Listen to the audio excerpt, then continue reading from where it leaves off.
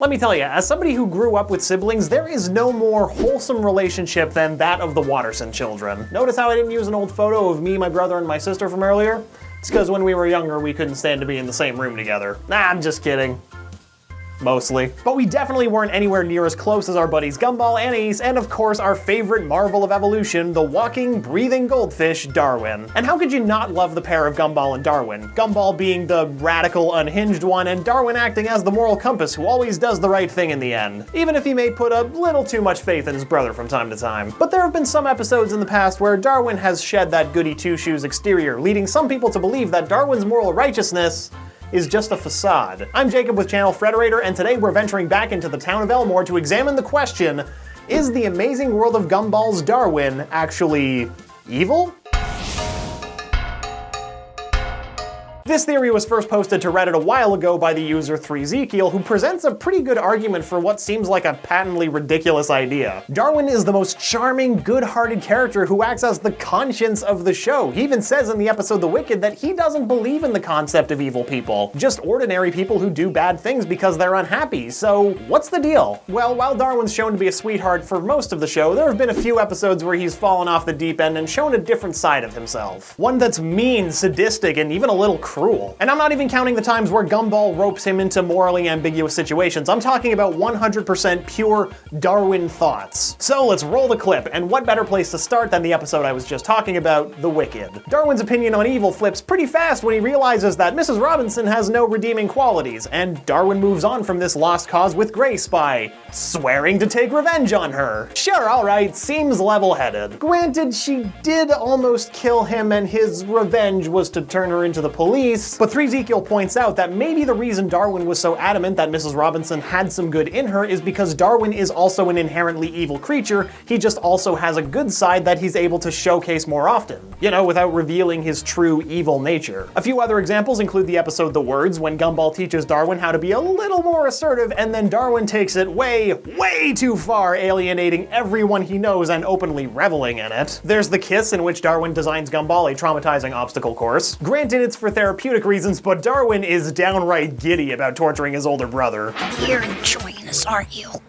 Not to mention the banana, where Darwin gets full tilt mad and he's almost impossible to control. I mean, Mr. Small can hardly even believe it. Jeez Louise! Most of the time, Darwin seems to be the most stable of the Waterson kids. But unlike Gumball and Anais, who seem to live in the middle of the moral spectrum, when pushed to his limit, Darwin falls the hardest, the fastest. Evil is kind of a relative term, but based on what we've just seen, it looks like Darwin has the most potential to become evil compared to his other siblings. What was it the Joker said again? All it takes is one bad day? But that still doesn't really explain why we're saying Darwin is evil in the first place. And to answer that, we need to venture to the episode The Origins, when Richard, being a responsible parent, buys Gumball like 4,000 pet fish since they keep dying for various reasons. After the pet shop runs out of goldfish, Richard gets desperate and buys what would eventually become Gumball's brother from a sketchy red van. This happens to be the same red van that Richard bought the evil turtle from in the episode The Puppy, so that's already a pretty damning connection. That turtle was unbelievably evil, so Darwin coming from the same vendor doesn't put him in the best company. Further, the shopkeeper warns Richard to be careful with Darwin, stating that he's no ordinary fish. This could obviously be interpreted as Darwin being, you know, a magical talking fish, but there could be a double meaning to this warning. I mean, if he was just a sweet cinnamon roll of a fish, why would Richard need to be warned about him at all? Later in the episode, Darwin grows lungs and legs through the love that he and Gumball have for each other, as well as the hope that Darwin would find his way home despite being separated such a long distance. And that's not a metaphor or anything, that's literally what happens in the episode. But what if, after Darwin was accidentally flushed down the toilet, Gumball just didn't care and moved on? Would Darwin have then been driven by hate after being abandoned? Based on the points we brought up, it's a possibility, especially since there's clear evidence that affection has a direct impact on how Darwin develops. But there are still a couple of dots that I want to connect, but they've got me thinking, what if it isn't just Darwin?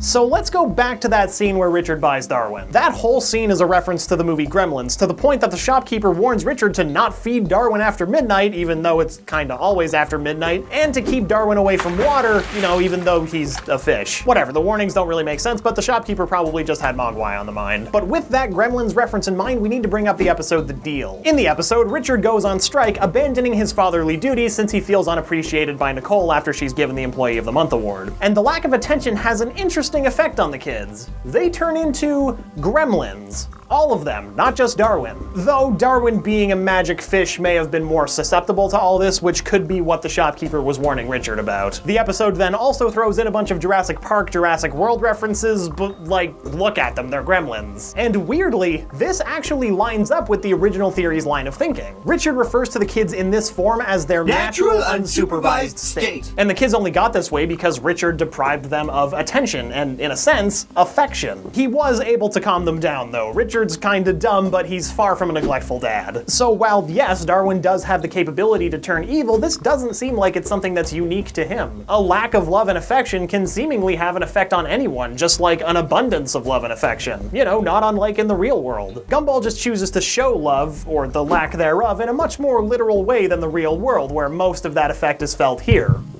Or here, if you weren't into that cheeseball line. It's not like in the real world a fish can sprout legs if you love it hard enough. I'm not gonna discourage you from trying to make it happen, but don't get your hopes up. Somehow, from these two Gremlins references, we've kinda unintentionally stumbled into a much bigger question when trying to find Darwin's true nature. The characters of Gumball are animals and all sorts of things, but they're treated as equals and live in a facsimile of the human world. So with that in mind, are people naturally evil? This is a question we can't even pretend to have a definitive answer for because it's one of the most discussed questions in human history. So keep in mind that any philosophy I bring up from here on forward is going to be pretty simplified for the sake of time. Based on the events of the deal, it looks like the show is taking the stance that anyone deprived of proper care and affection will revert to maliciousness. And this would imply that yes, absolutely, Darwin is evil. Or he at the very least has the potential to become evil, as do his siblings. But with proper care, those wild and feral tendencies can be stunted and they can be put back on the road of being good. Again, good and evil are pretty loose terms. This is a similar, though not identical, mindset to that of philosopher Thomas Hobbes, who believed that people left to their own natural devices would inevitably regress to a world of all versus all. Since man in the state of nature would have no conception of goodness, then they must be a people who are naturally constantly at war in lives that are brutish and short. Based on Richard's appraisal of the kids in their natural unsupervised state, doesn't seem like the show is all that far off from what Thomas Hobbes was talking about. Of course, these two lines of thinking branch significantly, as Gumball's approach to curbing this behavior is to provide love and affection, while Hobbes's was, in short, for man to surrender certain rights and freedoms to an authority like a government or a monarch, as the guaranteed preservation of society was better than the alternative of a naturally destructive existence. Still, the read of how people are initially is similar. That being that people in their natural state, like the Waterson children here, would be destructive forces with little redeeming qualities. Hell, in the episode itself, they don't revert back to their normal selves until listening to Richard. In a sense, giving up aspects of their free will to an authority, even if the authority's means to that end was to turn the kids' violent tendencies against each other. But sticking with the idea of human nature and whether people are naturally good or bad, Chinese philosopher Mencius had an opposing view. Referred to as the second sage, second only to Confucius, Mencius believed that people are born with inherent predispositions to virtue, that we all have the potential inside of us to be good people. He illustrated this through the thought experiment of the 4 sprouts. Imagine that you're watching an innocent baby crawling along happily,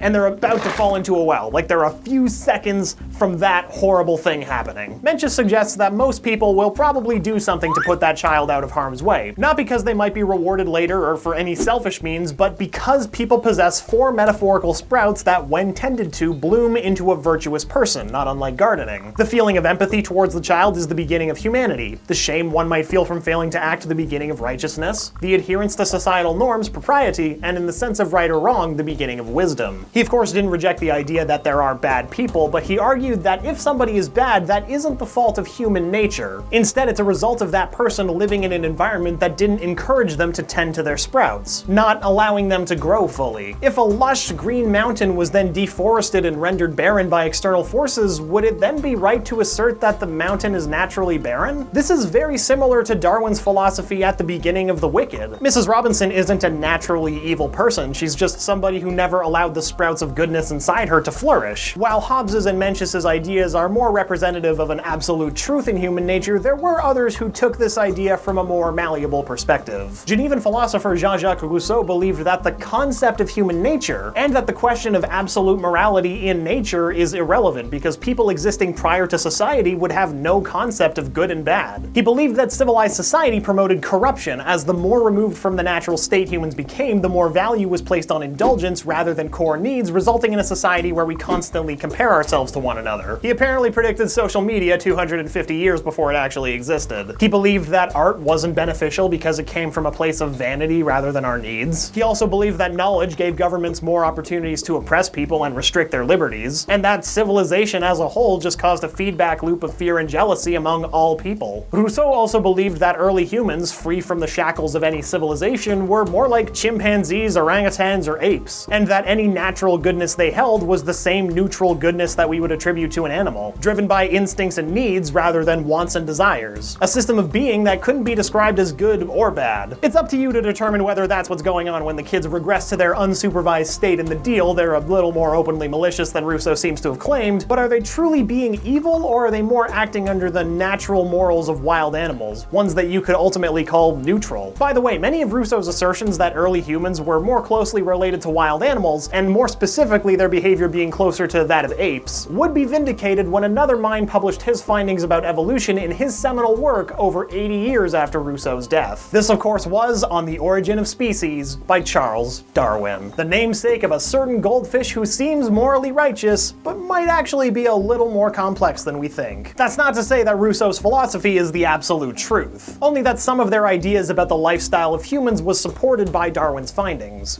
This Darwin, not this Darwin. After all, the question of human nature is still one of the most thought about questions in history. So where are we on our original question though? Is Darwin Waterson evil? Well, there's evidence in the show that all people, not just Darwin, have the potential to be cold and unfeeling, but the unpredictable nature of the show itself and the varied characters that range from the purest to the most awful could themselves be analogous to Rousseau's idea that human nature is more malleable or neutral. So with all of this in mind, on the plausibility meter, I'm going to rate the conspiracy of Darwin the goldfish actually being quote-unquote evil 3.5 adorable, unassuming baby Darwins out of 5. I was gonna say 2.5, but then I remembered that I said that Darwin might be more susceptible to the power of love and hate in the show, so I threw in an extra Darwin point. But what do you think? I'm not gonna ask you your thoughts on all of human nature, but do you think that Darwin or any of the Waterson children could have the capability to turn evil, or do you think that Darwin is just the sweet little honey bun we've always known him to be? Let us know in the comments, and of course, if you liked this video, don't forget to hit that like button and subscribe to the channel if this is your first time here. Once again, I'm Jacob, and never forget, Frederator loves you. And if you take that love to heart, maybe you'll find yourself growing an extra pair of lungs or legs someday.